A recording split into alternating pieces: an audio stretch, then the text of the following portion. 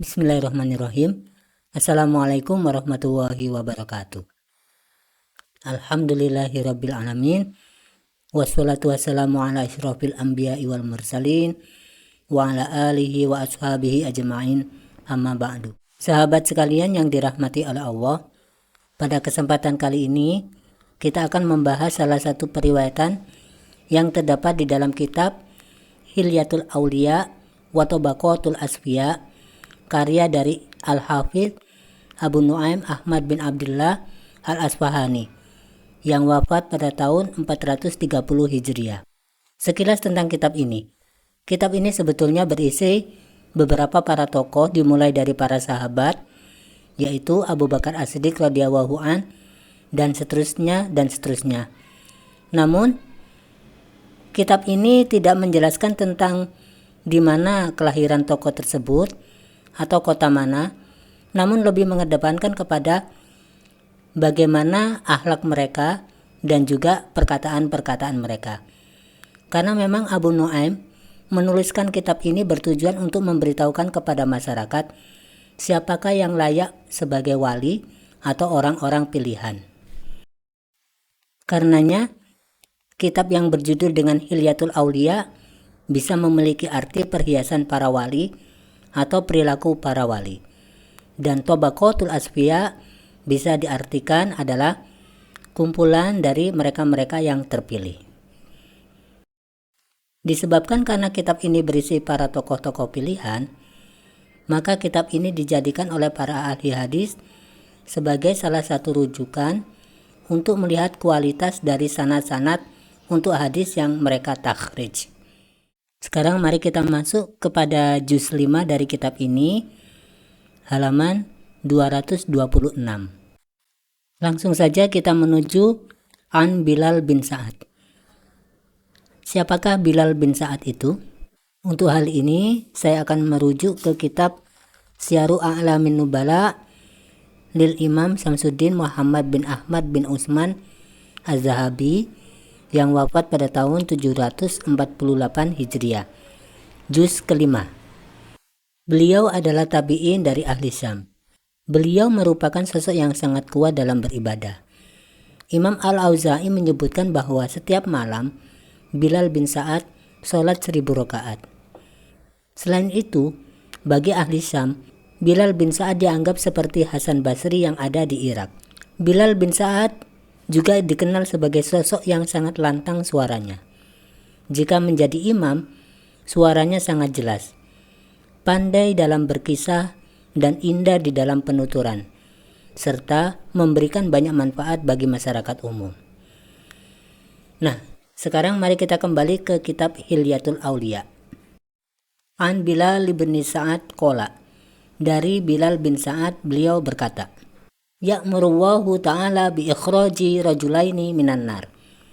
Allah ta'ala memerintahkan agar dua orang lelaki dari neraka itu dikeluarkan. Qala fayukhrajani bisalasilihima wa aglalihima fayuqafani baina yadaihi. Dilanjutkan, maka dua orang lelaki itu kemudian dikeluarkan dari neraka dalam kondisi masih dirantai dan juga terikat dengan besi.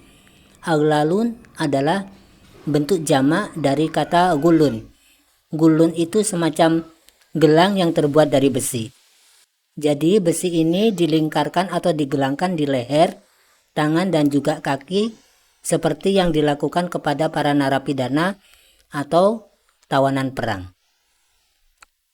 Selanjutnya, dua orang lelaki tersebut dihadapkan ke hadirat Allah Subhanahu wa ta'ala. Fayaqulu kaifa wajadtuma maqilakuma wa masirakuma.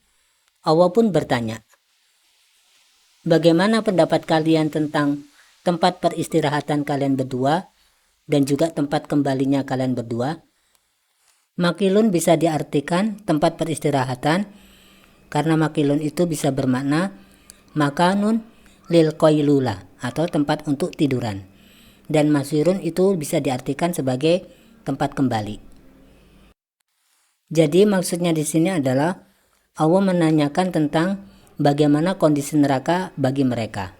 Fayaqulani syarra makilin wa aswa'a masirin.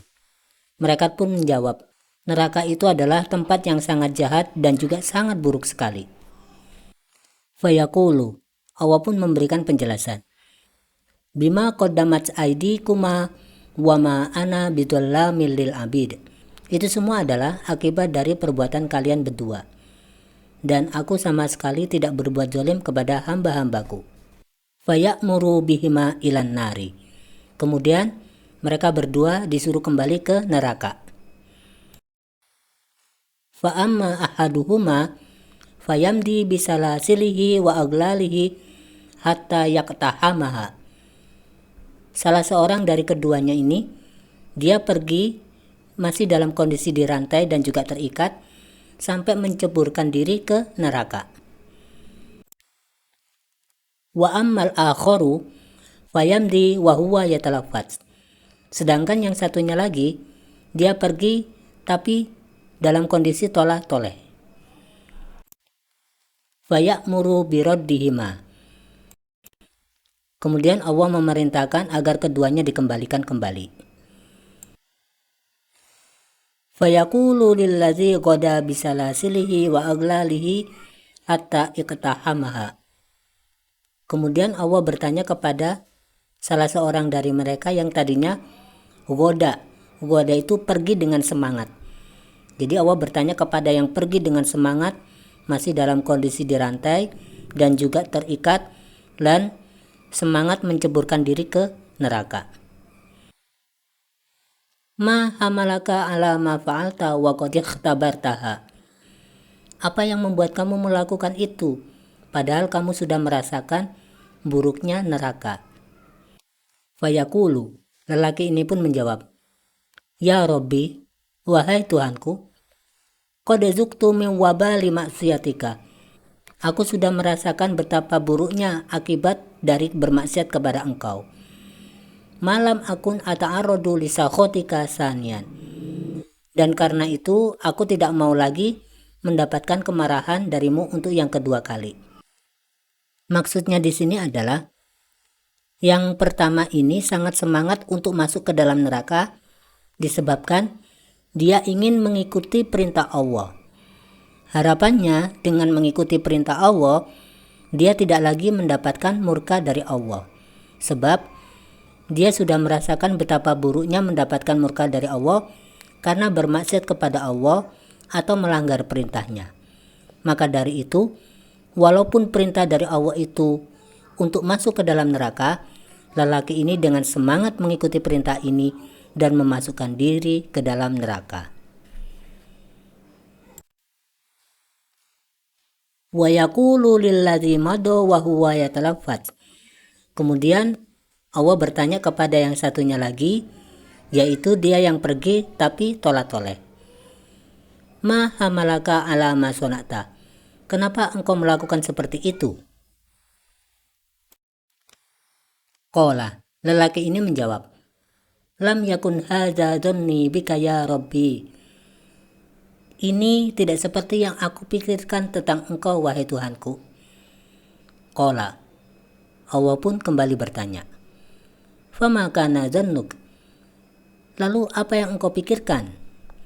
Qala, lelaki ini kembali menjawab, Kana dhanni haitsu akhrajtani minha annaka la tu'iduni ilaiha. Yang ada di dalam pikiranku adalah ketika engkau mengeluarkan aku dari neraka, maka engkau tidak akan mengembalikan aku ke neraka lagi. Qala, kemudian Allah menjawab, Inni inda dzannika bi. Aku adalah seperti yang engkau sangkakan tentang aku. Wa amara bisurfihima ilal jannah. Kemudian Allah memerintahkan agar keduanya dimasukkan ke surga. Sahabat sekalian yang dirahmati oleh Allah, sebelum mengambil sebuah kesimpulan, saya ingin merujuk kepada kitab Ihya'u Ulumuddin karya dari Imam Al-Ghazali. Di dalam juz keempat dari kitab ini, jika kita masuk ke halaman 530, kita menemukan bahwa Kisah dari Bilal bin Sa'ad dicantumkan oleh Imam Al-Ghazali di dalamnya. Walaupun redaksinya berbeda, tetapi alur cerita dan semangatnya sama. Lebih tepatnya, Imam Al-Ghazali menempatkan kisah ini di dalam bab paling akhir dari kitab beliau ini, yaitu bab tentang betapa luasnya rahmat Allah Ta'ala, atau fi sa'ati rahmatillahi Ta'ala. Dengan demikian saya menyimpulkan bahwa semangat yang ingin dibangun di balik kisah dua orang ahli neraka yang dimasukkan ke dalam surga adalah, dan ini hanya salah satunya saja, bahwa rahmat Allah itu sangatlah luas. Walaupun kita ini penuh dengan dosa, selama kita tidak syirik, kita hendaknya tidak putus asa terhadap rahmatnya dan selalu berprasangka baik terhadapnya. Di samping kita juga terus meningkatkan ketakwaan kita kepada Dia Subhanahu wa Ta'ala. Pada akhirnya saya ingin menutup pembahasan ini dengan mengutip firman Allah yang juga dikutip oleh Imam Al-Ghazali di awal-awal bab ini. Di antaranya adalah sebagai berikut. Allah berfirman di dalam Al-Quran surat An-Nisa ayat 116. A'udzu billahi minasyaitonir rajim. Bismillahirrahmanirrahim. Innallaha la yaghfiru an yushraka bihi wa yaghfiru ma duna dzalik. Wa yaghfiru ma duna dzalika liman yasha. Wa man yusyrik billahi faqad dhalla dhalalan ba'ida. Artinya, Allah tidak akan mengampuni dosa syirik, dan Dia mengampuni dosa selain itu bagi siapa yang Dia kehendaki. Dan barang siapa mempersekutukan sesuatu dengan Allah, maka sungguh dia telah tersesat jauh sekali. Firman Allah di dalam surah Az-Zumar ayat 53 sebagaimana berikut. Bismillahirrahmanirrahim. Qul ya ibadiyalladzina asrafu ala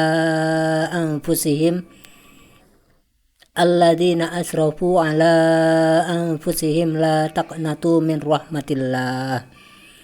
Innallaha yaghfirudz dzunuba jami'a. Innahu huwal ghafurur rahim. Shadaqallahul azim. Katakanlah, wahai hamba-hambaku yang melampaui batas terhadap diri mereka sendiri, janganlah kamu berputus asa dari rahmat Allah. Sesungguhnya Allah mengampuni dosa-dosa semuanya. Sungguh, Dialah yang Maha Pengampun, lagi Maha Penyayang. Maha benar Allah atas segala firman-Nya. Sahabat sekalian yang dirahmati oleh Allah, sampai di sini dulu pembahasan kita kali ini.